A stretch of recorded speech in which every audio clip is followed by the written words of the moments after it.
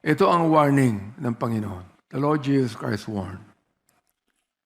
You shall hear of wars and rumors of wars, for nation shall rise against nation, and kingdom against kingdom. Matthew Henry comments that wars are, I quote, the common calamities of mankind.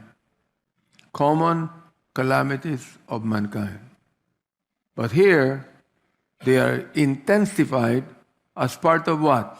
As part of divine judgment and providential design. The pulpit commentary emphasizes that such conflicts are the birth pangs of a new order. Kaya nga nakalagay sa Matthew 24, di ba? All of these are the beginning of what? Sorrows. Masaya ba ang tao ngayon? Malungkot ang maraming tao ngayon.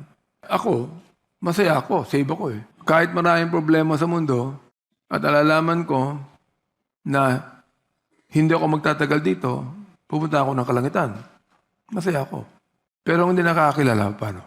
Tanong, mas marami ba ang nakakakilala sa Panginoon o kakaunti? There are 8 billion people in the world. Not even 100 million knows Christ. Ikaw, kilala mo ba ang Panginoon? Oh, yan ang tanong ko sa'yo.